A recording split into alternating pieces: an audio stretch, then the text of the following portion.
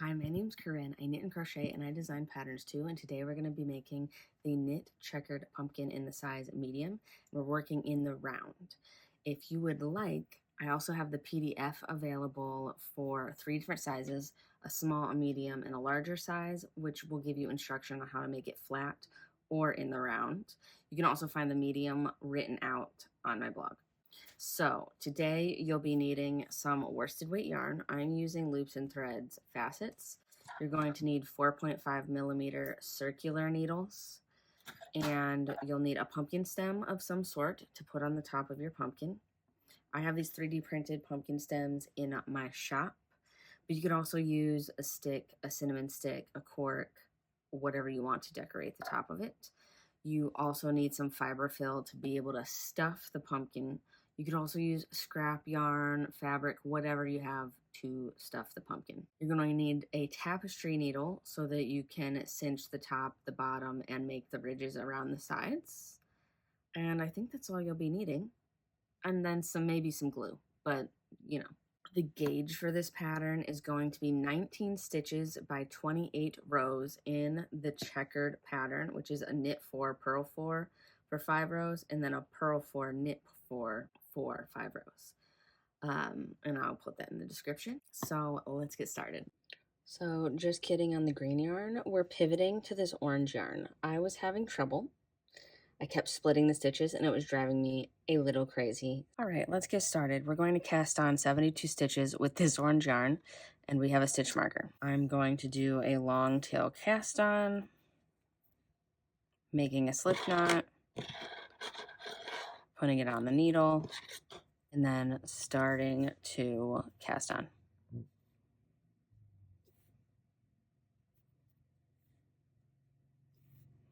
I grab the tail, and that's what I loop around the thumb, and then the working yarn is between my pointer and middle finger.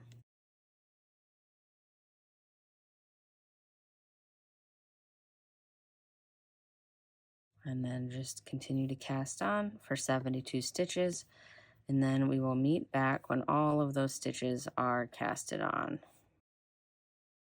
I have now casted on 72 stitches, and instead of joining now, I'm going to knit 1 row and then join it in the round, because the first row is always the most annoying, I feel. And it'll just be easier for me to join in the round after. So I'm going to knit the first round, but you can join if you'd like. What you're going to do is you're going to purl 4, knit 4. Make sure you're grabbing the working yarn and not the tail. We're going to purl, inserting back to front, around, and off. And you'll continue. Purl, purl, purl. And then you're going to knit 4.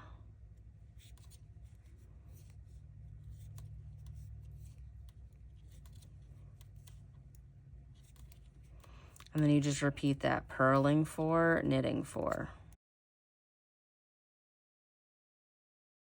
I have completed the first row, purling 4, knitting 4, and now I'm going to join it in the round. I'm going to make sure that the stitches are not twisted. I'm going to have to magic loop just for a little bit. I got my working yarn on the right hand needle, and the tail is on the left side where we began. I'm going to take my right hand needle and I'm just going to start purling into the next stitch, and at the end you'll be able to seam up that gap, and it shouldn't be noticeable because you're going to cinch it closed anyways. So row 2 is the same thing. You're going to purl 4, knit 4. You're going to do this all the way around. So now the basic pattern for now is going to be purl 4, knit 4 for a total of 5 rows, and we will meet back after the 5 rows have been completed. I've now completed 5 rows of purl 4, knit 4. Now we're going to switch it to start to create that checkered look. We're going to start with knit 4 and then purl 4. So these purl stitches we're going to knit into 1, 2, 3, 4. and then switch to purling for where the knit stitches were.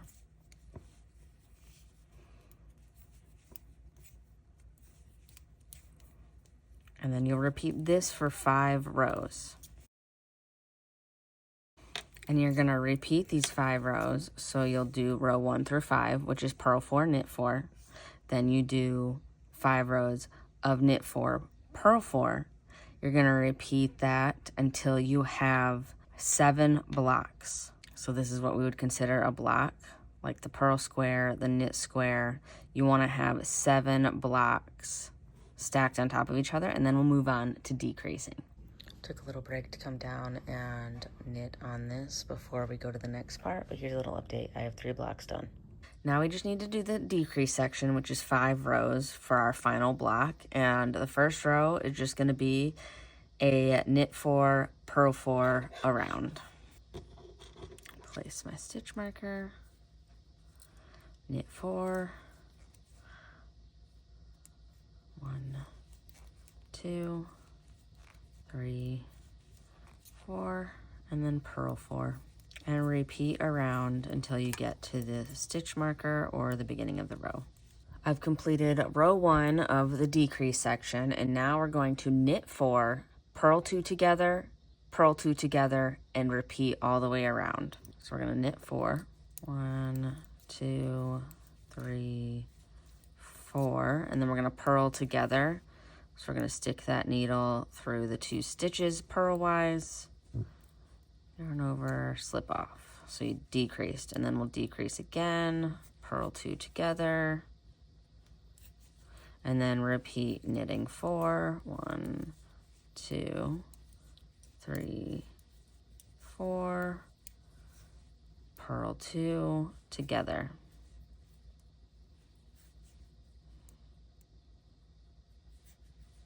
Two times. And then again, all the way around, knit 4, purl 2 together, purl 2 together. Moving on to row 3, we're gonna knit 4, purl 2. So we're not doing any decreases, we're just going around and knitting the stitches as they are. Moving on to row 4, we're going to knit 2 together, then purl 2.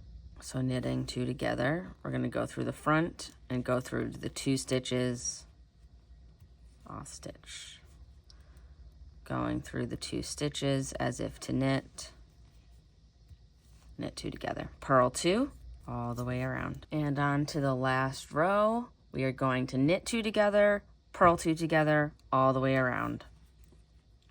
So knitting 2 together, then purl 2 together. I finished row 5, and now it's time to start finishing the pumpkin. You're gonna need some scissors and your tapestry needles. So we still have live stitches. We're going to cut a little bit of a tail, and then I'm gonna cut a longer string or yarn. I'm gonna thread a needle, and then I'm going to thread through the remaining stitches. I like using a new piece of yarn because I can tie it into a knot pretty tight. With the tail, I'd have to worry about making sure I'm weaving it in well enough. We're going to turn this pumpkin inside out. And then I'm going to pull the tail from the actual project, and then I'm going to take the yarn, we're pulling that tail in, and then the yarn that I just thread through there, we're just going to tie it into a knot to cinch that closed.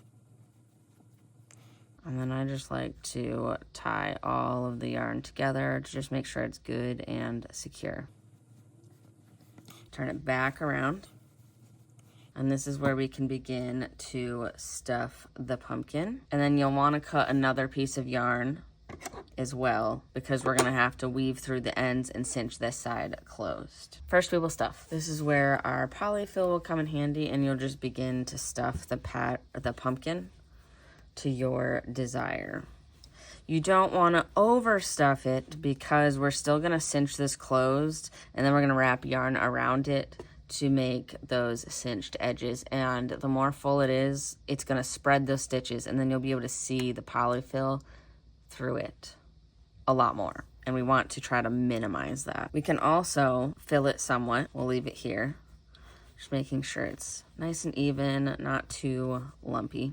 We'll take our tapestry needle again, thread the needle, and then we'll start weaving through the stitches all the way around. It does not have to be even. It does not have to be every other stitch. I'm going maybe every couple stitches, every few stitches. And I'm just weaving in and out. This part will likely either be on the bottom or covered up by a pumpkin stem, so it doesn't need to be perfect.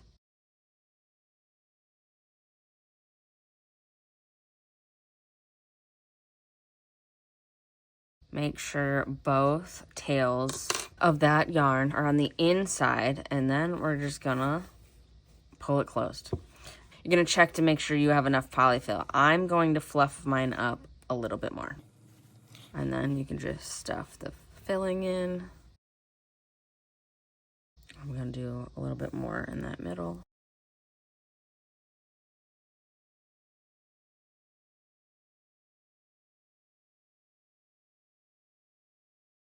Tie the yarn into a knot. And then what you can do here, since there's still kind of a hole, you could take your tail and just weave it across.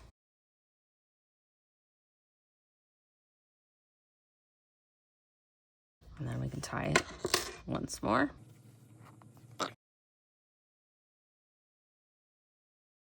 I'm just cutting the yarn so it's even. I'm gonna thread it back through, thread it through the middle, cut that extra. And now we're gonna cut a longer piece of yarn and we're gonna make those ridges. So I'd say maybe like a foot or two. You wanna make sure you have enough. I'm gonna use this large tapestry needle I have because that's gonna make going through the middle of it easier. I have it threaded. I'm going to insert it through the center and try to come out the other center. And then you're gonna pull it through. Make sure you have a tail on this one side. So now what we're gonna do, as you see how there's like a line between the blocks, we're going to line up with one of those lines. Make sure you don't lose that tail. And then you're gonna thread back through the bottom. And make sure when you pull it that it's staying in that line. Make sure again you don't lose that tail and see how it begins to cinch that. And then we're gonna go 1, 2, 3, line it up with that next line. Back through there. Pull it, and then you've made another ridge. So then we're just gonna continue to go 3, 1, 2, 3, all the way around.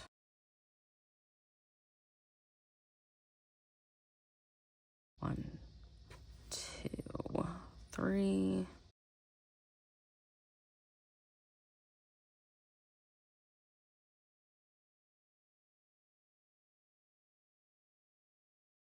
One, two, three.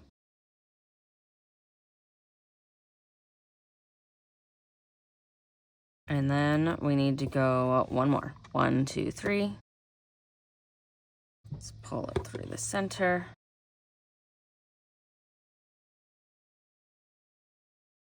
Make sure it's lined up.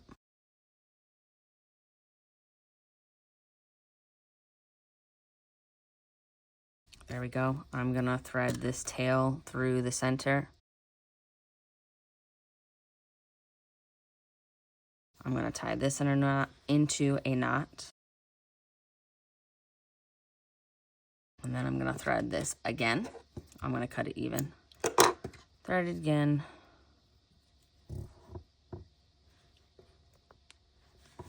And just thread it through. And then lastly, we'll add the pumpkin stem.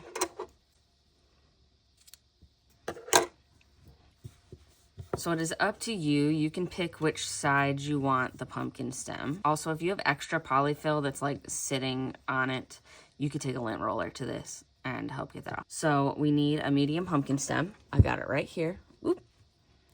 You can find these in my shop. We 3D print these, or you can use whatever you want. And then it'll just go right in the middle. I think I'm gonna go with this spot. I'm gonna take some Gorilla Glue, this contact adhesive clear glue. I've used this. I've also used E6000 and I've used hot glue. They all work. I find that this or the E6000 work the best. Hot glue, I've had like melt. Like if you do a market and it's hot outside, the hot glue has melted before, or like in the travels of it being in a hot car or whatever. So I just find that this has always worked best for me. And there you go. We have completed the medium-sized knit checkered pumpkin. Thanks for watching.